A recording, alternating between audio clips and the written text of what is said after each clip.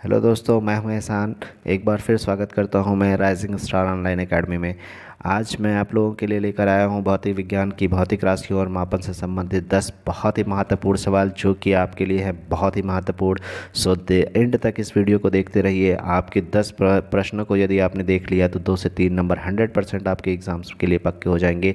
किसी भी प्रकार के कम्पिटिटिव एग्ज़ाम के लिए ये 10 बहुत ही महत्वपूर्ण सवाल लेकर के लिए आया हूँ आपके लिए। तो दोस्तों, बिना किसी देरी के स्टार्ट करते हैं इस वीडियो को।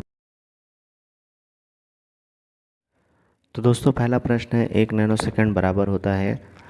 Option A 10⁻⁹ option B 10⁻⁻⁸ option C 10⁻⁻⁹ option D 10⁻⁻�6। तो जैसा कि आप सभी लोग देख रहे हैं कि यहाँ पर एक वर्ड आया है नैनो। नैनो शब्द का इस्तेमाल हमेशा छोटी वस्तुओं को नापने के लिए किया जाता है, ठीक है ना। तो यहाँ पर 10⁹ यहाँ पे बहुत बड़ी राशि है, तो ये ऑप्शन तो कतई नहीं हो सकता।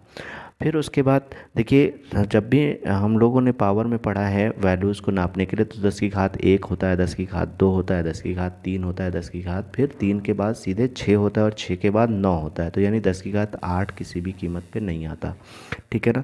फिर ऑप्शन नंबर आता है यहाँ पे डी पे, 10⁻⁻6 हमेशा माइक्रो शब्द के लिए इस्तेमाल होता है, इसलिए हम इसको इस्तेमाल नहीं करेंगे, अर्थात ये भी ऑप्शन गलत है। तो हमारा सही ऑप्शन कौन सा है? Option C is the right answer. Next हम लोग आगे बढ़ते हैं। कौन सा मात्रक समय का मात्रक है? तो दोस्तों यहाँ पर देखिए, पहला ऑप्शन है आपका माइक्रोन। माइक्रोन छोटी छोटी वस्तुओं जैसे कि जीवाणुओं के नापने के लिए इसका इस्तेमाल किया जाता है। ऑप्शन नंबर बी है एंगस्ट्राम। एंगस्ट्राम भी दूरी का मात्रक है। हर्ट्ज, हर्ट्ज यहाँ पर ध्वनि का मात्रक है। तो ऑप्शन आया हमारे पास और बचा क्या? डी। ऑप्शन डी हमारा जो है वो सौर दिवस, अर्थात जो है समय का इन चारों में से जो मात्रक है वो सौर दिवस है। अब थोड़ा सा हम लोग बात कर लेते हैं कि सौर दिवस क्या होता है। तो एक माध्याह्न से दूसरे माध्याह्न तक के समय को हम एक सौर दिवस मानते हैं, ठीक है ना। और एक माध्याह्न सौर दिवस को जब हम 86,400 से, एक माध्याह्न सौर दिवस को जब हम 86,400 से भाग कर देते हैं तो जो वैल्यू प्राप्त होती है वो वैल्यू हमारी 1 सेकंड कहलाती है, ठीक है ना बेटा। क्या कहलाती है? 1 सेकंड कहलाती है। तो हम लोग आगे बढ़ते हैं प्रश्न नंबर 3 की तरफ। प्रश्न नंबर 3 है हमारा, केल्विन निम्न में से किसका मात्रक है? तो आप सब लोग जानते हैं कि इसमें पहला पहला ऑप्शन है विद्युत धारा। विद्युत धारा हमारा मात्रक होता है एम्पियर का। विद्युत धारा का मात्रक क्या होता है? एम्पियर। ज्योति तीव्रता का मात्रक क्या है हमारा पास? कैंडेला।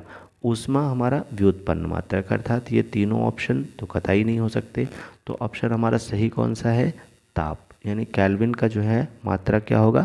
ताप होता है। और सब लोग जानते हैं कि जल के त्रिक बिंदु के 1/273.16वें भाग को हम 1 केल्विन कहते हैं। यानी 1 केल्विन आपसे अगर कोई पूछे कि कितना होता है 1 के फॉर केल्विन, तो होता है 1/273.16। यानी 1/6वें भाग को हम लोग क्या कहेंगे? 1 केल्विन कहते हैं। अब एक बात यहाँ पर और आई बेटा, जो है एक ऑप्शन आया था त्रिक बिंदु। क्या है था? हमने बोला था अभी त्रिक बिंदु, त्रिक बिंदु, ठीक है ना।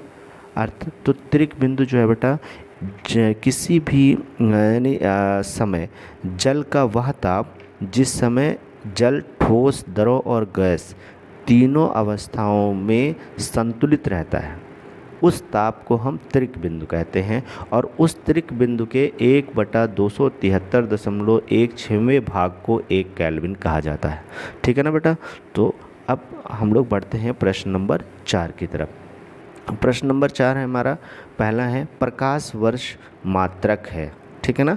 तो यहाँ पर चलिए हम लोग देख लेते हैं। द्रव्यमान का मात्रक आप सब लोगों को पता है कि किलोग्राम होता है, तो ये ऑप्शन गलत हो सकता है। समय का मात्रक आप लोग जानते हैं सेकंड होता है, तो ये भी ऑप्शन गलत हुआ।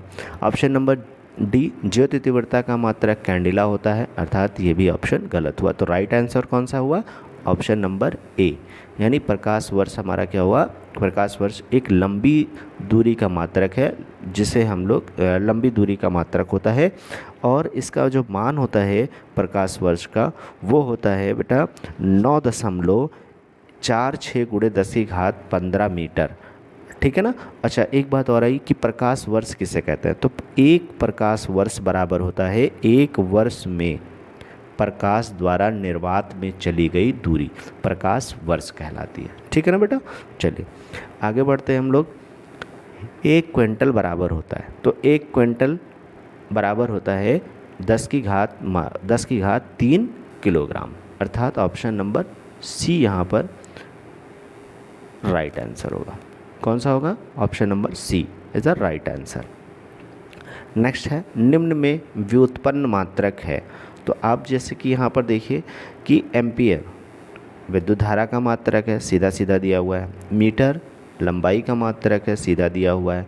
केल्विन आप सब लोगों को पता है कि ताप का मात्रक है। तो यहाँ पर ये सारी चीज़ें जो है वो क्या क्या हैं, ये सारी की सारी आपकी मूल राशियों के मात्रक हैं, जबकि लीटर एक क्या है? व्युत्पन्न मात्रक है, यानी हमारा ऑप्शन नंबर जो सी है वो राइट आंसर है। ठीक है ना। आगे बढ़ते हैं। भार का मात्रक है, ठीक है ना।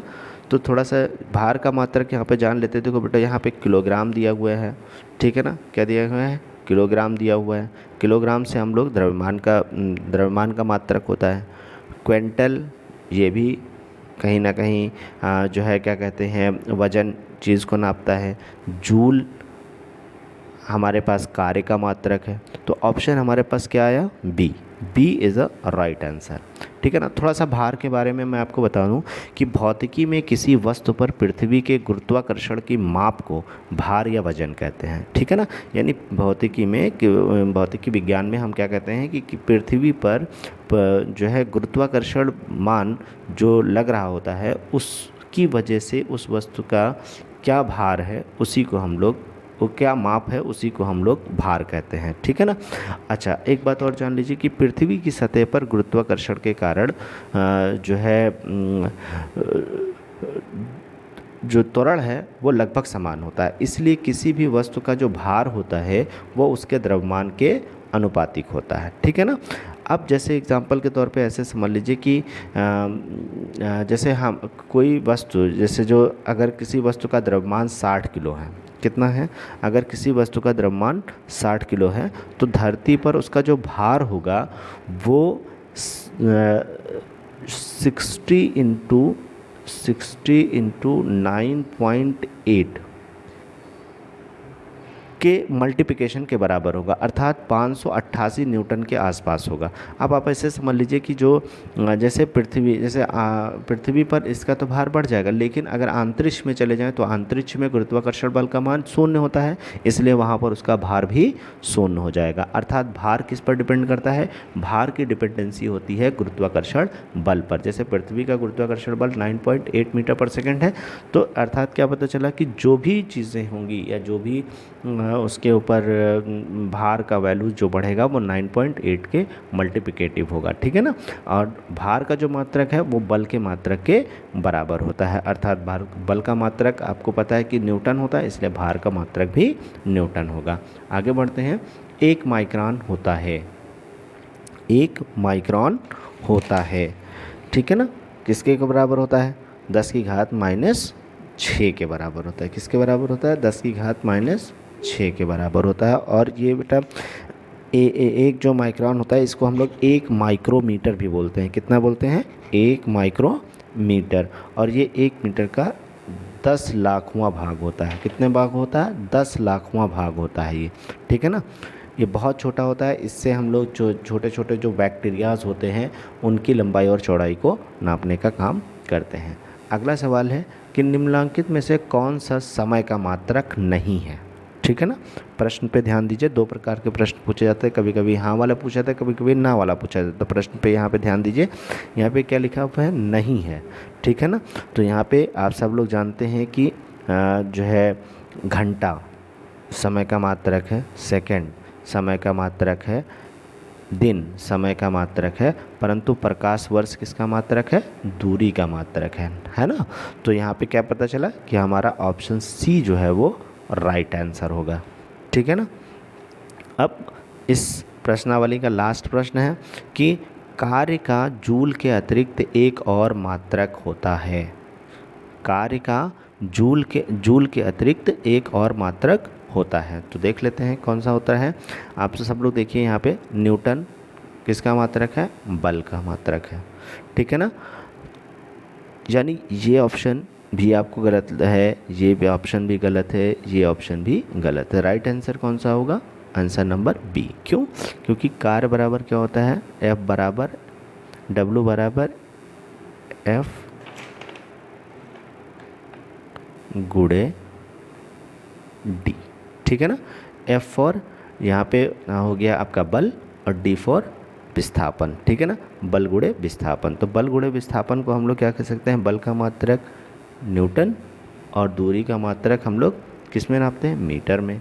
तो यानी इसका मात्रक क्या हो जाएगा? Newton metre. ठीक है ना। इसलिए ऑप्शन नंबर इसका बी सही होगा। सो थैंक्स दोस्तों।